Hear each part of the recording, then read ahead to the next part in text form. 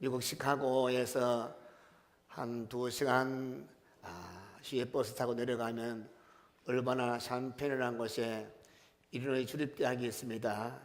대학이 상당히 큰 대학이에요. 한 6만 명 가량 되는 대학 같아요. 대학 안에 기숙사가 많이 있는데 20층도 있고 3층도 있고, 제가 그 기숙사에 잠깐 머무른 적이 있습니다. 그러면 목사님 유학 갔습니까? 유학 간 건 아니고요. 우리 IBF 간사님들하고 학생들 제가 인솔해서 제가 한 달가량 가서 그것이 기거했는데 정말로 학교가 커요. 학교 안에 스쿨 버스가 수십 대가 돌아다닙니다. 근데 학교 안에 기숙사가 그 많은데도 불구하고 모자라가지고 학교 가까이 또 아파트 촌이 있습니다. 한 20층도 있고 30층도 있는데, 한 번은 그 대학촌 주변 30층 되는 아주 높은 아파트에 맨 꼭대기 30층은 값이 제일 싸기 때문에 가난한 대학생 3사람이 함께 올려서 자취하고 같이 공부했습니다. 한 사람은 법학을 전공 법학도고, 한 사람은 철학 전공 철학도고, 나머지 한 사람은 신학을 전공한 신학도였습니다. 어느 날 저녁에 함께 30층 아파트에서 내려왔어요. 슈퍼에 들려서 간단하게 장을 보았습니다. 그리고 아파트로 돌아왔는데 정전이 되었어요. 엘리베이터가 가동을 하지 않게 되었습니다. 알아보니까 한 3시간 내지 4시간 지나야 전기가 들어온다는 거예요. 무작정 될 수는 없고 해서 운동 삼아서 30층 올라가자. 촛불을 켜드렸습니다. 근데 아무 생각 없이 올라가지 말고 1층부터 10층까지, 20층부터 20층까지, 그 다음에 나머지 30층까지 한 사람씩 자기 전공을 소개하는 그런 시간 가지자. 다들 좋다 했어요. 제일 먼저 법학도가 입을 열어서 법에 대해서 설명합니다. 우리 인간은 사회적인 동물이다. 혼자서 살 수 없다. 사람이 모여 살기 때문에 참으로 질서라는 것이 얼마나 중요한지 알 수 없다. 만약 질서가 없다고 가정해 보아라. 이 세상은 혼돈된 세상, 지금처럼 빛이 없는 깜깜한 어둠의 세상 되고 말 것이다. 그러니 질서 유지해주는 법이 얼마나 중요한지 알겠느냐. 그 다음부터 이제 10층부터 20층까지는 철학도가 설명하게 됩니다. 처음부터 자기도 알지 못하는 질문을 막 해드리기 시작합니다. 행위사학적인 질문. 인생이 무엇이냐? 어디서 왔다가 어디로 가느냐? 그저 이런 장한 이런 질문 저런 질문을 계속 해대는 거였죠. 마지막 20층부터 30층까지는 신학도가 얘기합니다. 신학이야말로 모든 학문 중에 꽂히고 학문 중에 최고 아니냐. 왜냐하면 절대자에 관해서 연구하는 학문이기 때문에 다른 어떤 학문보다도 가장 중요한 학문이 신학이고, 그리고 이 학문이야말로 가장 귀한 학문이다. 힘주어 말했습니다. 드디어 30층에 올라왔습니다. 그런데 30층에 올라와서 신학에 대해서 이야기하고 절대자에 대해 이야기 하나님을 얘기하던 이 신학도가 갑자기 머리를 깡깡 치면서 아이고 내 머리야, 내 머리야. 이 멍텅구리, 지금 우리에게 필요한 것은 법학이 아니고 철학도 아니고 신학도 아니고 아파트 열쇠다. 내려갈 때 잊어버릴까봐 신학도가 열쇠를 아파트 그 수의에게 맡겨놓고 거기에서 이제 찾아가지고 올라와야 되는데, 지금 불이 꺼졌다 하니까 정신없이 그냥 덤벙덤 올라왔는데 30층까지 올라가서 또 내려가야 되는 것입니다. 근데 우리가 웃을 일이 아니에요. 우리 주변에 살펴보면 그 신학도 같은 그런 데가 참 많이 있습니다. 중요하지 않은데 인생을 투자하고, 중요하지 않은데 내 물질 투자하고, 내 인생을 투자하고 모든 걸 올인하는 사람이 얼마나 많이 있습니까? 그러면서 가장 중요한 데는 별로 신경 쓰지 아니하는 사람들, 이러한 사람들 마지막 인생의 종소리가 땡땡땡 울려 들려올 때에 머리를 치면서 이게 아니었는데, 내가 여기에 올인하는 것이 아니었는데, 여기가 내가 투자할 것이 아니었는데, 이미 때는 늦어버린 것입니다. 이 세 사람에게 이 철학도 그리고 신학도 법학도에게 중요한 것은 아파트 열쇠인 같이 우리 인생살이에 있어서 한 걸음 한 걸음 나아가다가 마지막 천국문에, 하늘나라 문에 들어왔을 때 중요한 것은 천국 문 여는 천국 열쇠인 것입니다. 할렐루야. 여러분 지혜롭기를 축원합니다. 물을 한 잔 마시고요.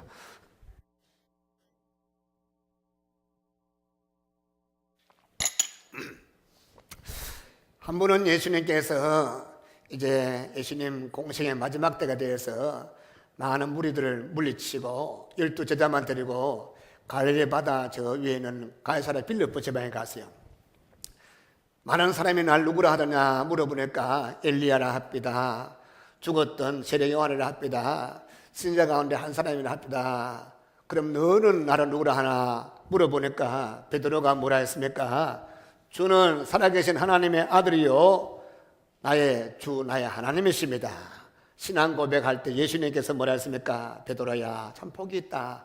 내가 네게 열쇠를 하나 주는데 이 열쇠로 땅에서 풀면 하늘에서 풀리고 땅에서 매면 위에서 매이고 네가 뭐지 풀면 다 풀릴 것이다. 예수님께서 베드로에게만 열쇠 주신 것이 아닙니다.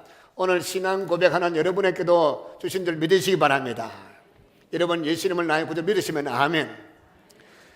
우리 여기 있는 저와 여러분 모두에게 천국 열쇠를 주셨는데 근데 그 열쇠 소유하는 길을 제시해 주었습니다. 그것이 무엇입니까?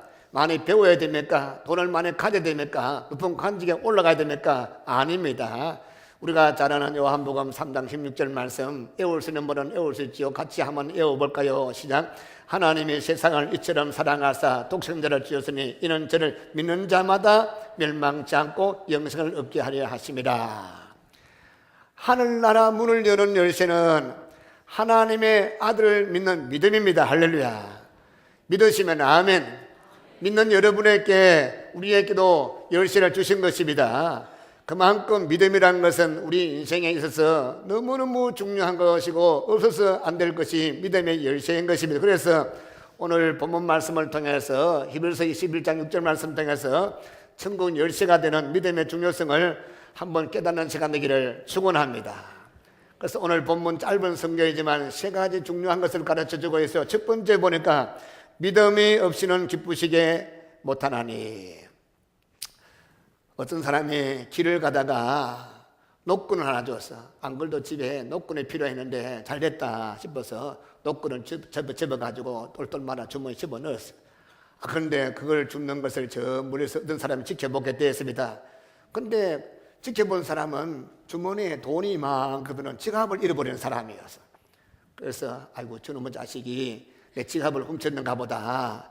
그래서 이 지갑을 내놔니까 난 지갑을 갖고 같이 안아야 했다. 집에 찾아가서 윽박지르니까 난 지갑을 주신 것이 아니라 노끈을 주셨다. 아무런 변명해도 믿어주지 않습니다. 소문이 쫙 퍼졌어요. 온 동네 방네에 노끈 준 사람이 지갑을 주셨다는 소문에 퍼져가지고 그 돈 가지고 옷도 사입고 뭐도 하고 근데 아무리 그걸 변명해도 믿어주지를 아니합니다. 근데 한 달 정도 지냈어요. 지갑을 잃어버렸는데 그 지갑을 다른 데서 찾았습니다. 그러니까 지갑 잃어버린 사람하고 노끈 준 사람하고는 다 문제 끝났는데 그 소문이 동네방네 퍼졌으니까 이미 모든 사람에게 지갑을 주워가지고 돈 써먹었다 나쁜 놈으로 낙인 찍혀버렸습니다. 그러니까 얼마나 마음이 아프겠습니까? 사람이 불신당하는 거 참 힘들어요. 열심히 여러분도 한번 불신당해 보십시오. 불신당할 때는 마음이 편치 않아요.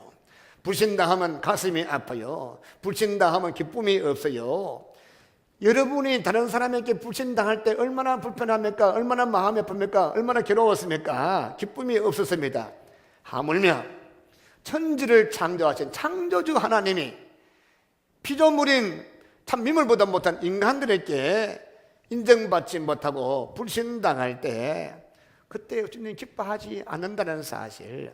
하나님을 기쁘게 하는 것은 우리가 열심히 이거 하고 저거 하고 그거 아니에요. 주님 믿어주는 것입니다. 할렐루야.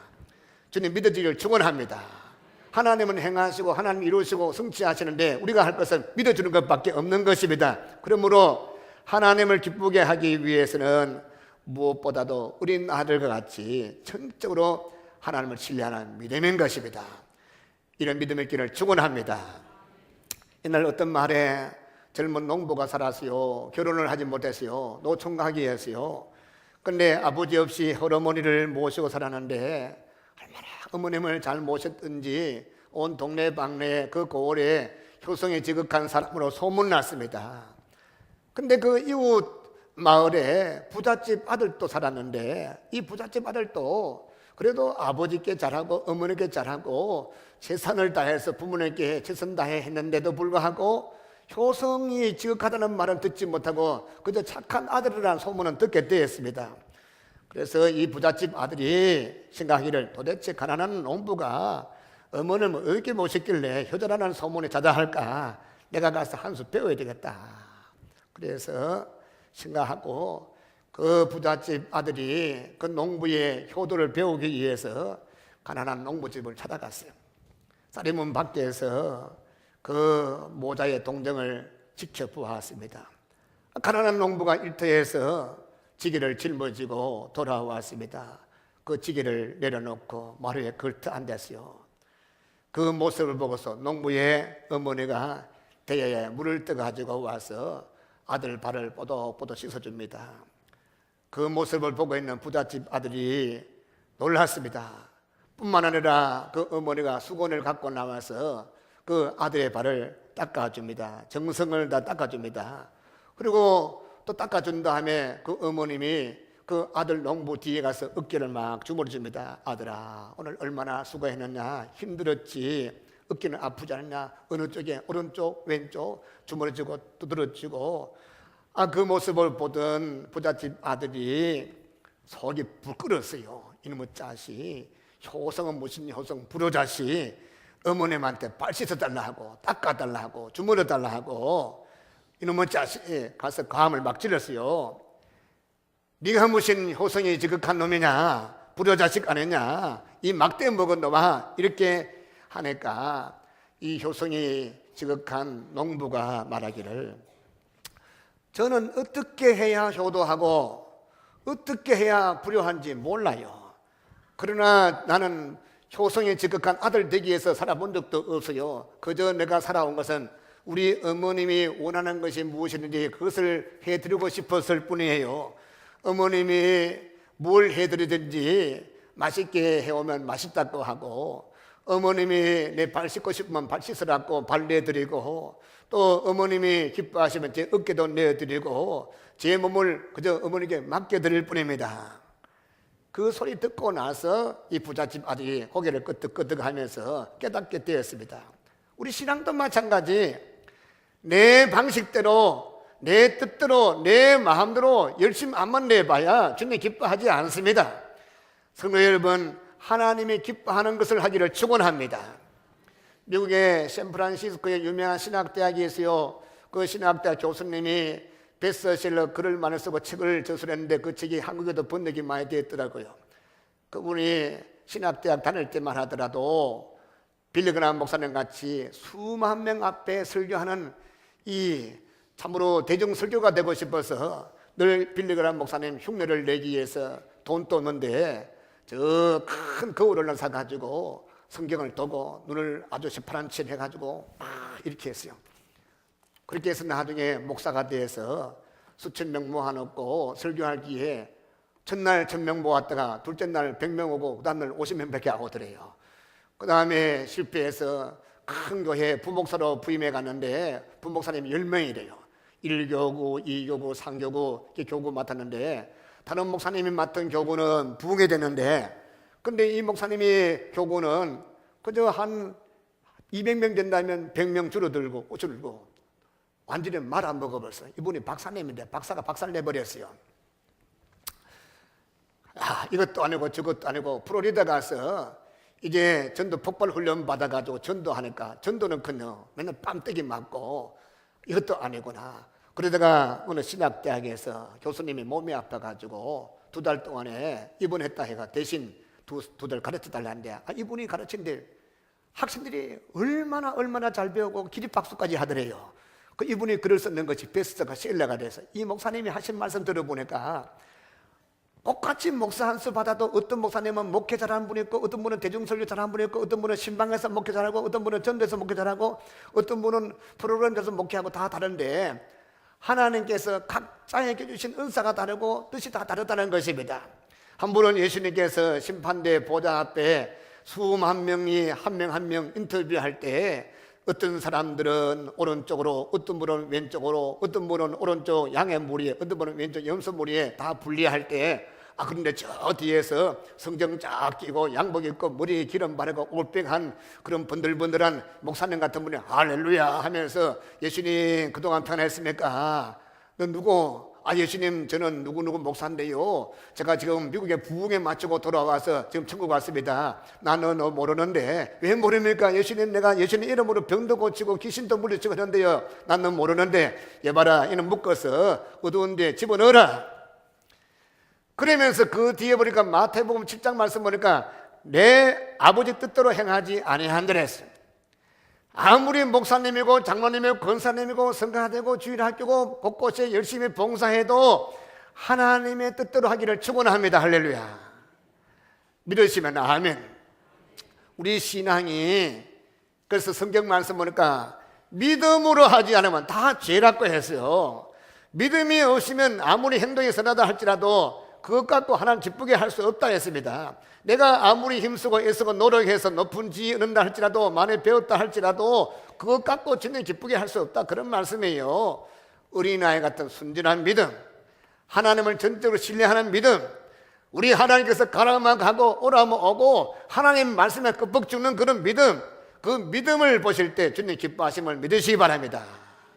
또 한 가지 본문 말씀 보니까 두 번째는 하나님께 나아가는 데는 반드시 그가 계신 것까 했습니다. 하나님의 살아계심, 하나님의 존재를 확신하는 것이 믿음의 첫걸음인 것입니다. 그런데 우리 교인들 가만히 보니까 입으로는 믿습니다. 아멘, 믿습니다, 믿습니다요. 또 머리로는 자기 믿는다고 하는데도 불구하고 현실에서, 실제 생활에 있어서 하나님이 안 계신 것처럼 행동하는 분이 너무나 많습니다. 조그만 어려움 생기면 불평하고 원망하고, 하나님이 살아계시면 도무지 그럴 수 없는 그런 말이 입에서 툭툭 나와요. 원망이 나와요. 불평이 나와요. 여러분, 우리의 머리로만 믿지 말고 입으로만 믿지 말고 삶을 믿기를 축원합니다. 요즘 우리 사회를 총체적인 부정과 부패의 사회라 합니다. 신문 보기가 겁이 나요. TV 보기가 겁이 납니다. 마음을 아프게 하는 일이 얼마나 많이 발생합니까? 왜 그런지 아십니까?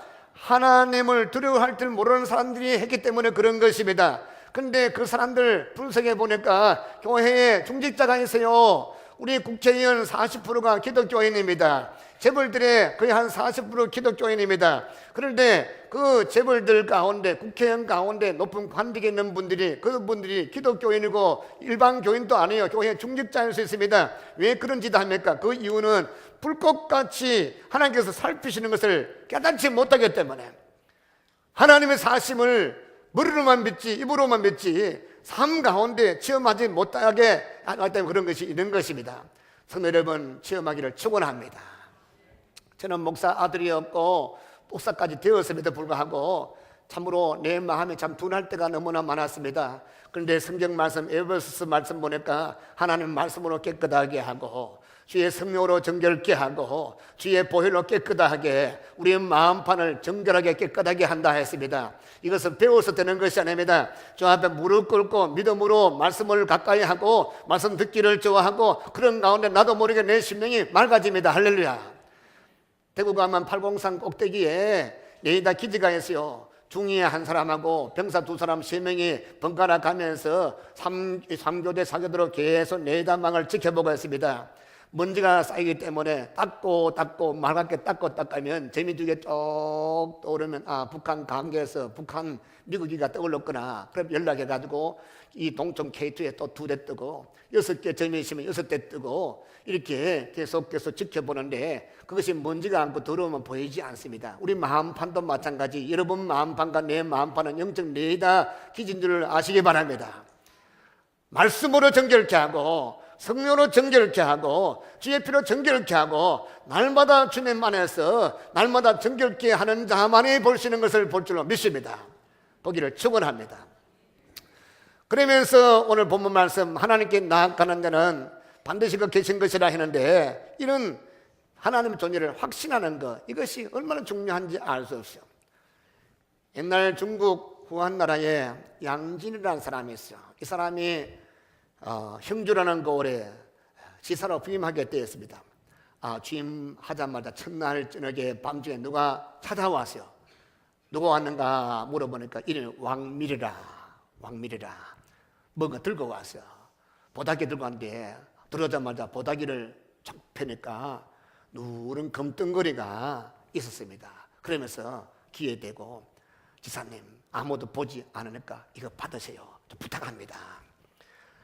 그걸 받은 이 양진이 뭐라 한지 아십니까? 호통을 쳤어요. 아무도 모른다고, 아무도 보지 않는다고, 네가 알고 내가 알고 하늘이 알고 땅이 알고. 여러분, 사지라는 말이 뭔냐면 사지는 내가 알고 네가 알고 하늘 알고 땅이 알고, 이게 사지인 것입니다. 그 유명한 그런 단어가 나온 것이죠. 여러분, 왜 사람들이 하나님의 사심을 믿지 못합니까? 이유는 한 가지밖에 없어요. 눈에 보이지 않기 때문에, 눈에 안 보인다고 해서 믿지 않은 것입니다. 참 어리석은 사람이요. 사람이 보는 것은 한계가 있습니다. 여러분, 보는 거 한계인데 자외선과 적외선을 그 사이를 이 가시광선합니다. 우리 곱하기 못 봐요. 그리고 또 현미경으로 볼 수 있는 거는 볼 수가 없어요. 만원경을 볼 수 있는 거는 볼 수가 없습니다. 우리 인생이 보는 것은 한계가 있습니다. 듣는 것도 마찬가지. 여러분, 지구 돌아가는 들어봤습니까? 만약 하나님께서 우리 지구 돌아가는 소리를 듣게 한다면 귀가 짜게질 것입니다. 고막에 다 나갈 것입니다. 지렁이가 기어가는 소리 못 듣습니다. 세균이 움직이는 거 듣지 못합니다. 우리가 듣는 것은 한계가 있어. 보는 건 한계가 있습니다. 육신의 눈으로 보고 육신의 눈으로 본 것을 확인하고 그걸 믿겠다, 참 미련한 사람인 것입니다. 여러분, 여기 다 휴대폰 다 갖고 왔죠? 한번 보십시오. 지금 문자가 들어왔어요. 여러분, 제가 문자 다 보냈거든요. 문자가 예배 단단히 드려라. 지금 이 예배 드리는 시간에 전자파가 왔다 갔다요. 여러분, 예배 드리는 동안에 무음을 해놨지만 전자가 계속 전파가 왔다 갔다 합니다. 근데 눈에 보이지 않지만 서울서도 오고 미국서도 카톡도 들어오고. 여러분, 눈으로 보지 못한다고 믿지 못하는 거 미련한 사람인 것입니다.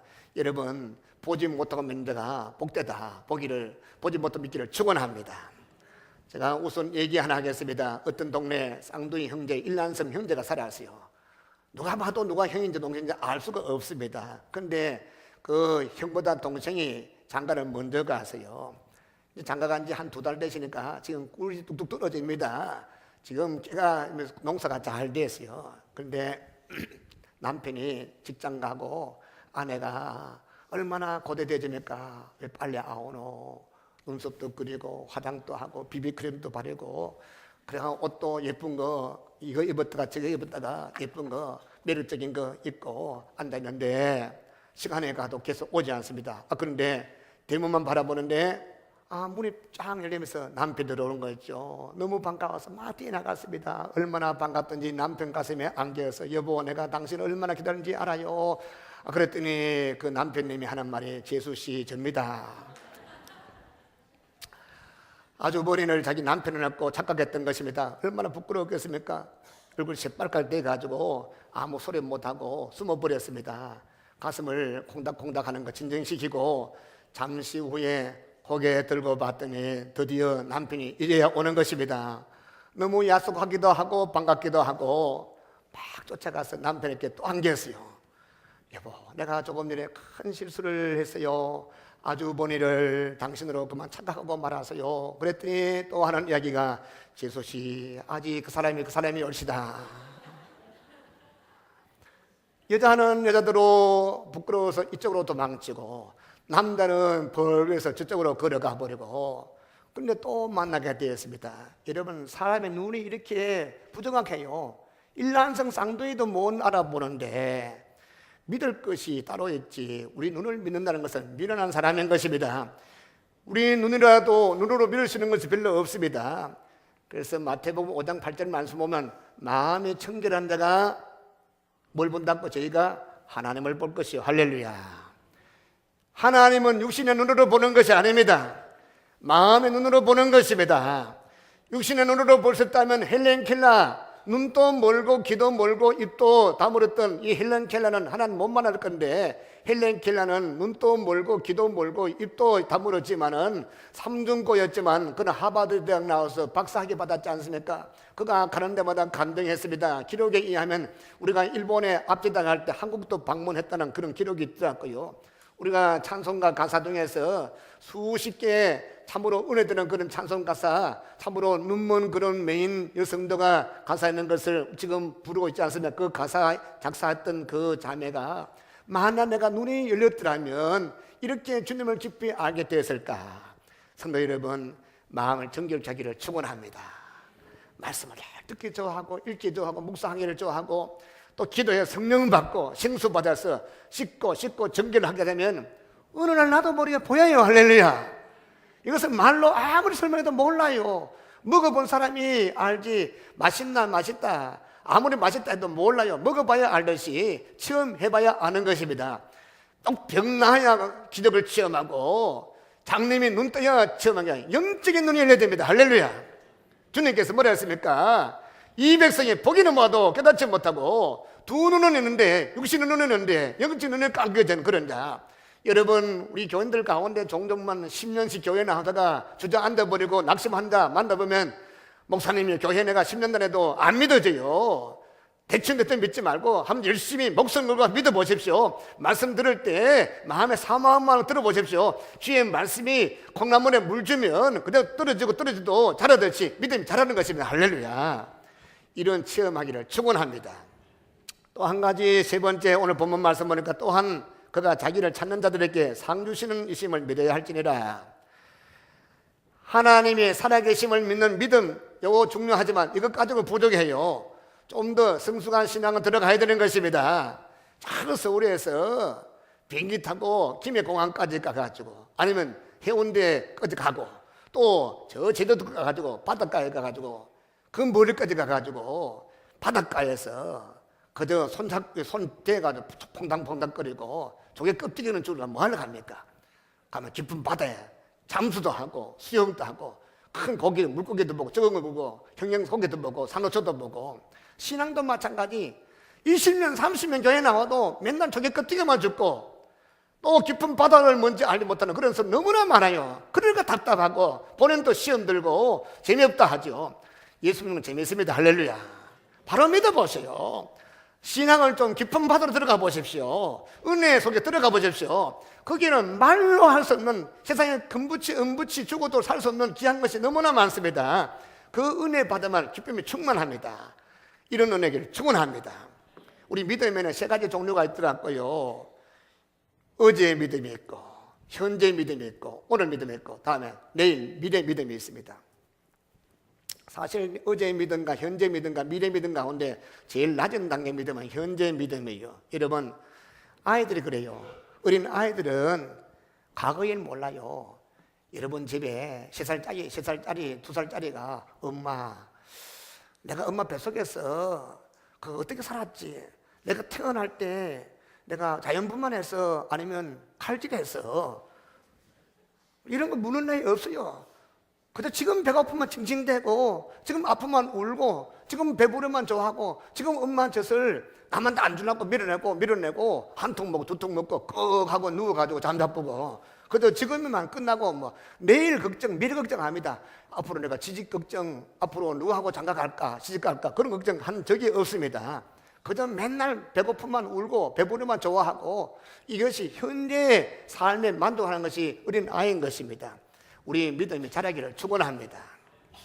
교인들이 보면 사도 바울도 걱정이 됐어요. 고린도 교인들 교회 나온 지 10년 20년인데 맨날 어린아이 같이. 여러분 25살 되는 것이 소풍 가는데 김밥도 안 사오고 이 젖통에 젖 이거 흔들어 먹고 누우시면 좋아하겠습니까? 기저귀 차고 그는 기뻐하지 않습니다. 부모 마음을 아프게 하는 것입니다. 여러분 기도 제목을 제가 보니까 여기 두 권이 있거든요. 새벽마다 제가 늘 봅니다. 분석해 보면 믿음의 어린 성도는 현재 기도 제목 작성합니다. 사업 잘 되게 해주세요. 육신 건강하게 해주세요. 내 아들 딸 어머니 장가 가게 해주시오. 집 가게 해주시오. 그거 잘했어요.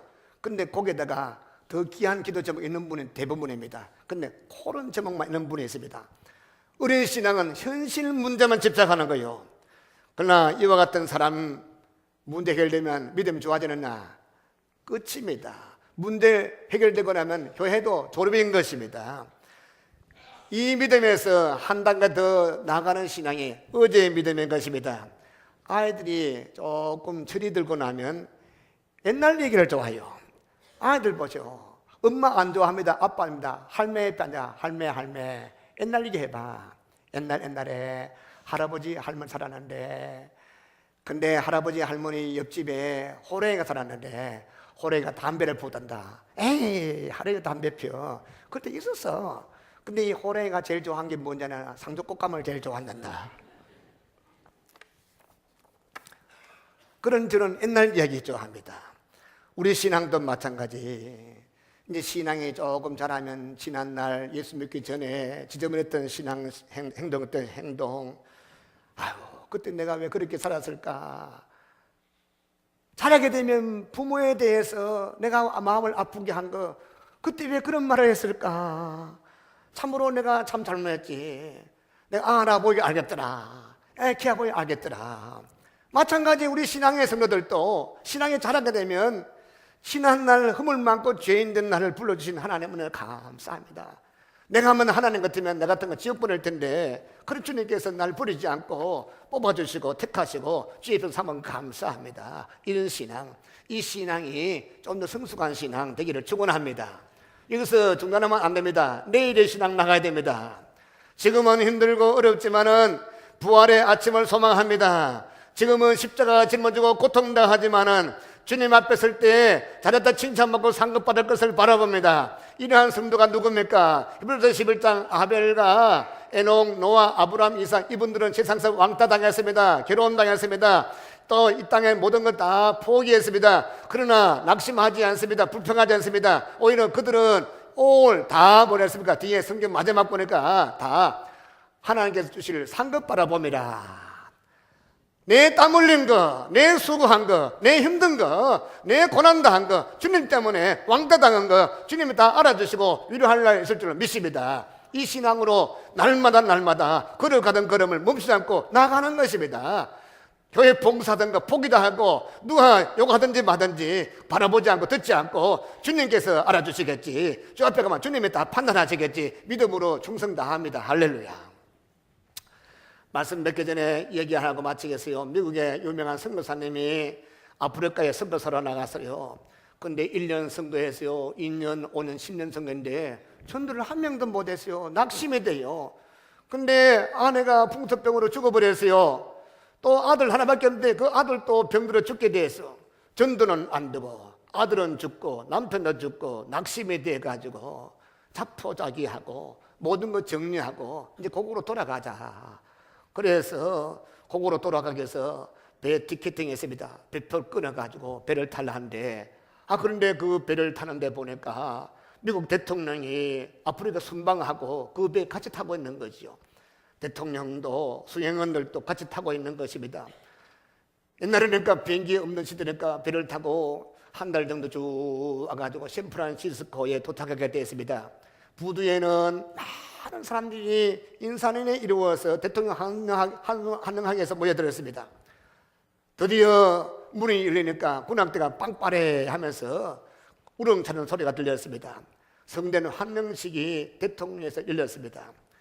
이제 환영식 다 마치고 다 사라지고 난 다음에 그제서야 이 선교사님이 이 가방 2개 초로 한 거 들고 내려오는데 혼자 내렸습니다.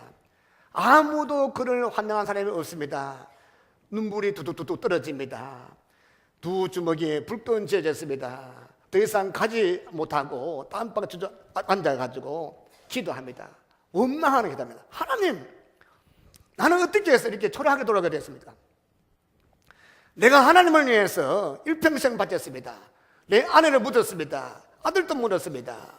왜 나를 환영한 사람이 하나도 없습니까? 너무 서러워서 눈물 흘리다가 울다가 울부짖다가 또 앉아있다가 바로 그때였습니다. 해가 넘어갑니다. 저 바다 석양 황홀한 빛이 바다를 통해서 얼굴에 비치어 왔습니다. 그런데 그 석양을 바라보는 가운데 주님이 나타났습니다. 인자하신 주님이 나타났습니다. 그리고 조용한 세미한 음성이 들려왔습니다. 내 아들아, 너는 아직까지 본향에 온 것이 아니란다. 지금은 너를 환영한 사람이 아무도 없지만은 네가 모든 거 다 끝난 다음에 천국으로 올 때에 하늘의 천군 천사들이, 너보다 먼저 간 성도들이, 지금보다 더 많은 환영객들이 너를 뜨겁게 맞이해 줄 거란다. 그때 마음에 위로가 됐어요. 그 마음에 힘이 솟구쳤어요. 다시 마음에 결심을 했습니다.